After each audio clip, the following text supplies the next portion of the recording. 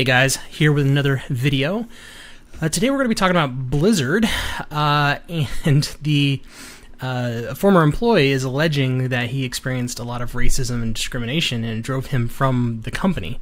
And this comes on top of a lot of negative press for Blizzard in pretty much all of 2018, and so this is just another story just to add to the dog pile.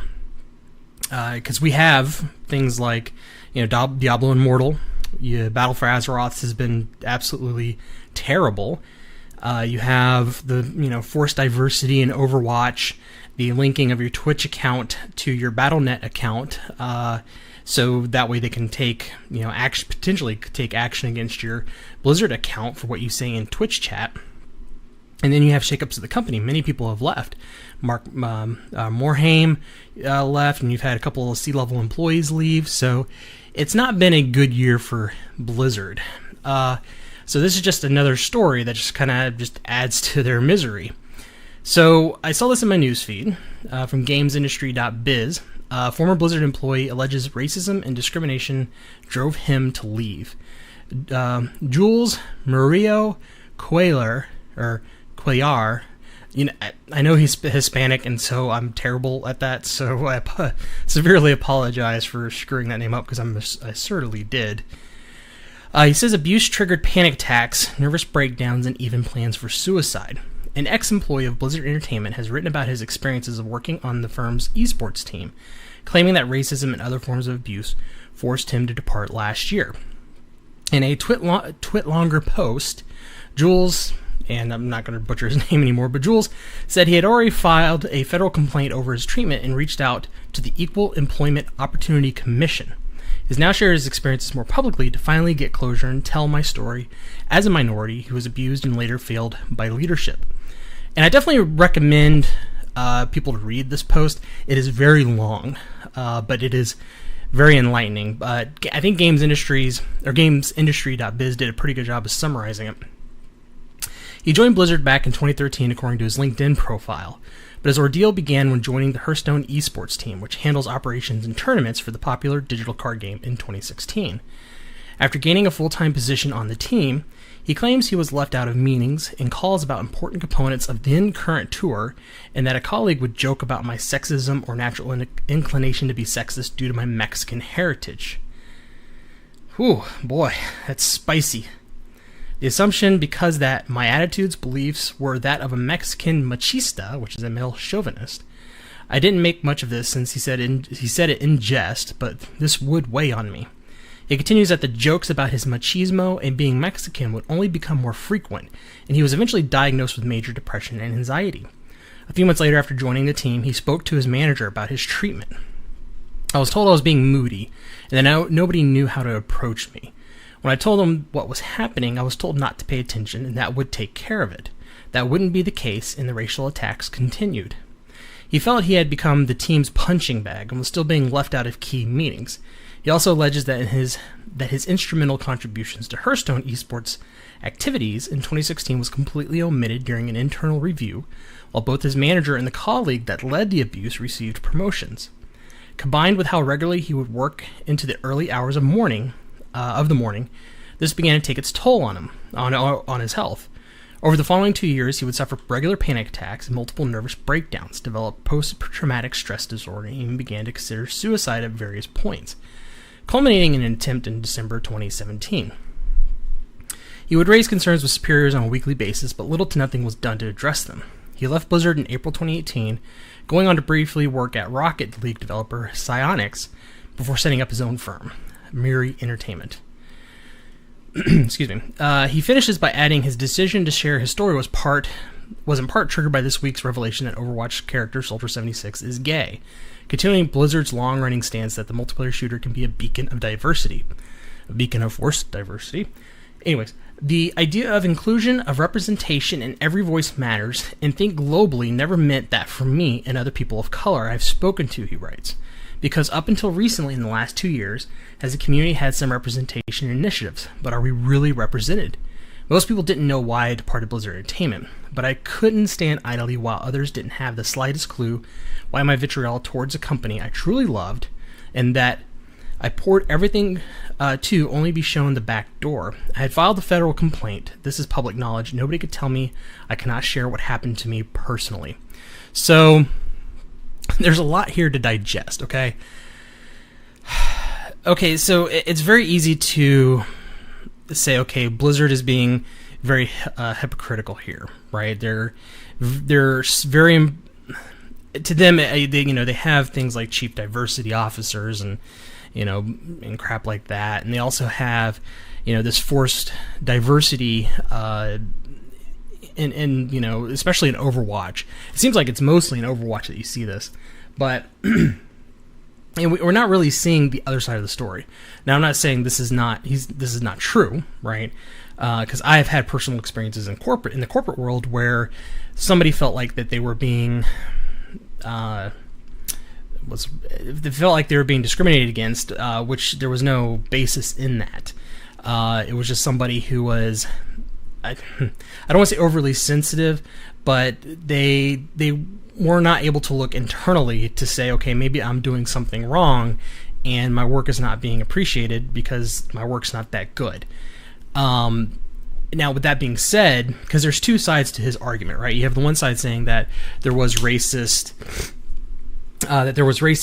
jokes and stuff like that made towards me, but then there was also, like, my work wasn't recognized, right? So the work not being recognized part I'll kind of not touch on because that's going to be, you need multiple sides of the story for that, and there may be some truth in the middle. But in this case, he's saying that I was literally being told, that they're going to make fun of me because of my race. Now, he brought this up to his superior, and they said he was being moody. Now, I know that in big companies, HR especially is a very slow-moving beast, and complaints are usually not acted upon very quickly, especially for large companies like Blizzard. And before I say this, I'm not defending Blizzard. If this is true, I'm not defending Blizzard in this. Just trying to give some perspective, but HR is a very slow-moving beast. Complaints are not handled quickly because a lot of times HR departments are backlogged and inundated with a lot of regulatory work that they have to do, especially in states like California, New Jersey, and New York are also very bad. There's a lot of laws that HR people have to comply with, and there's a lot of reporting they have to do to meet those standards.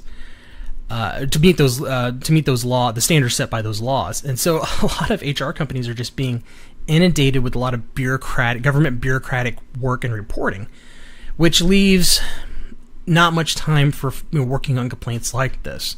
And of course, smaller companies is probably easier to manage, but we all know Blizzard is a massive company, and more than likely HR may be a multi-divisional entity. It may be dealing with HR activities for both Blizzard and Activision, for all I know. But it's HR is very slow, and if they were not acting on this, then that's on them, and they should have acted on this very quickly. But there's, I think, a bigger problem here about HRs in general are just overworked with a lot of regulatory work. So that stuff will always become more important, because if you don't do all your regulatory reporting for HR type stuff, then the government's going to fine you money. A lot of times it will be a tax. The IRS will, bring the hammer down on you. And so you're seeing that a lot with things like the Affordable Care Act. So the overall, it puts Blizzard in a very complex situation, because they're going to have to go back and find all the records of his complaints and everything. And with that also being said, is that there's multiple cultures within a big corporation.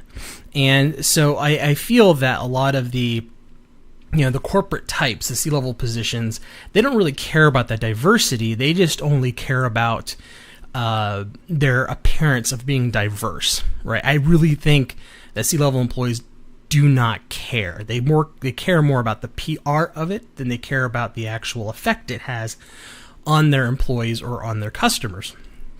But you have the artist teams, you have the development teams, you have the project teams, you have the analyst teams, you have various teams, and they're all going to have different cultures. And it seems like a lot of their diversity stuff is being pushed by their PR side of things, which I can almost guarantee the PR side of the business is running things like the Overwatch League channels, the hosts, the stuff like that, the actual outward appearance of these events, which they try very hard to be inclusive because for PR, that is excellent to them. But behind the scenes, it may not be that way. You know, there could be that culture, that machismo, sexist culture that could be quote unquote running rampant.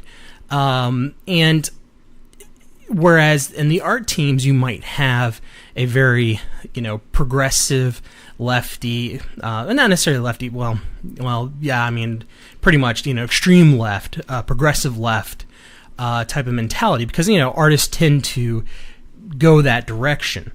And again, that would drive things like the forced diversity in Overwatch that we're seeing. And so you have those two types of culture, and it's really a situation of left doesn't know what the right is doing. And positions like chief diversity officers and stuff like that are supposed to kind of make the culture among all the teams more homogenous, which is a very challenging thing to do. Again, I've worked for massive corporations, international corporations, where one floor, the culture on one floor could be completely different than the culture on another floor of the same building. So it all depends on how those are set up. So while it would be easy to say, oh, Blizzard's being hypocritical, in which from an outward appearance or from the outside looking in, that could definitely be the case. But I can guarantee you that not all of Blizzard is probably in that forced diversity progressive left side of things, because looking at Jules' post here, or his longer post, he worked kind of more on the back end of things. So he wasn't really a person who would be, on the Twitch streams talking, interacting with the customer base, from what it sounded like in his post. And so that culture there may be completely different, and it could be very toxic. And according to him, it was very toxic. So while, yes, like I said, it would be very easy to just pile onto Blizzard more, I think this is just a clash of the different cultures within a mega corporation. The culture that is seen from the outside, which is shaped by the corporate level employees, the artists, and the PR teams, and then you have what's actually going on behind the scenes. And this is kind of a leaking out, if you will, of what is going on behind the scenes. And I know like the Quartering and some others have done some excellent videos on what it's like to actually work at Blizzard, and it is not a happy place to work. People are underpaid. They're not being paid for what they're worth in lieu of, hey, you're working at Blizzard. So that kind of thing can create very low morale and a lot of toxicity. So I hope that Jules finds, the kind of closure that he's hoping to find. And I do hope that, if this is all true, that Blizzard is able to fix their culture. Now, what I'm afraid is going to happen is that there's going to be an overreaction to this from Blizzard, kind of like what we saw with the League of Legends developer.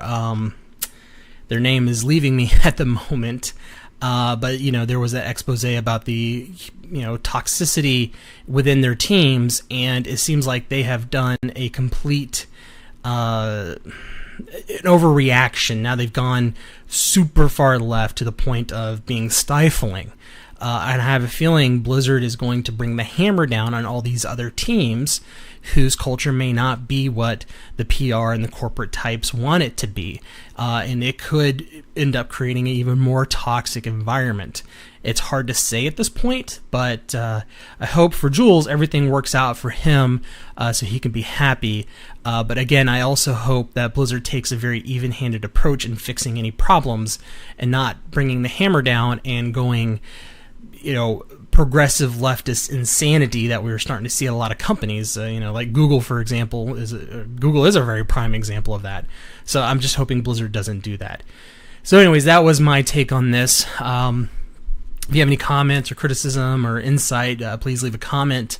If you like the video, go ahead and click that like. And if you're more interested in this type of content, go ahead and please subscribe. I appreciate it. Thank you.